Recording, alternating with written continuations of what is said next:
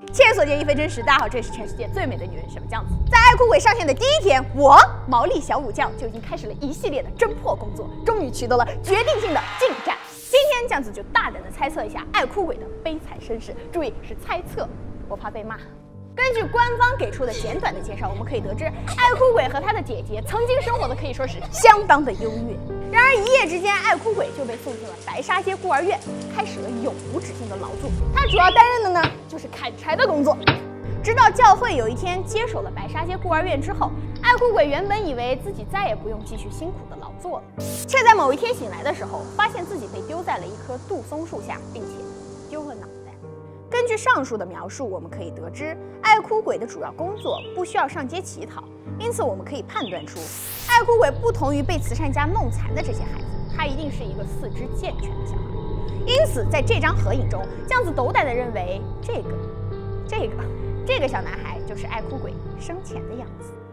然而，根据全新的皮肤海报，可能有的小宝贝会因为爱哭鬼金皮独眼的特征，认为这个小男孩就是爱哭鬼他生前的样子。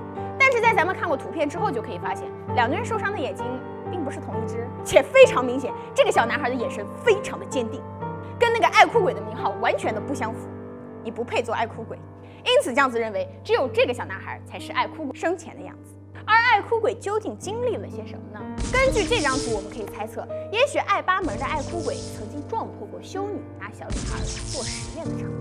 根据白沙街疯人院的这两张图压，我们可以看到，爱哭鬼很可能被修女发现之后灌下了迷药，惨遭分尸。而这棵杜松树下的无头尸体，可能就是我们的爱哭鬼。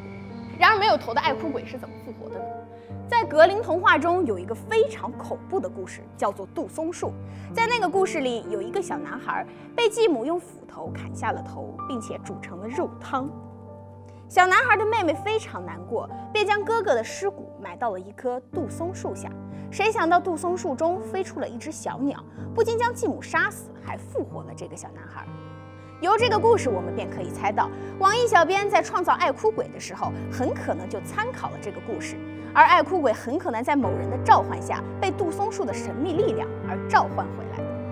这也解释了为什么爱哭鬼的技能是在林中穿梭，因为被杜松树复活的他，基本上等同于莲花童子哪吒，早已与杜松树化为一体。换句话说，杜松树就是他的本体，而树林里面飘荡着的冤魂，可能就是爱哭鬼生前的怨念。第5月2元作为一名爱情类手游，我觉得如果要给爱哭鬼组 CP 的话，你觉得应该是谁呢？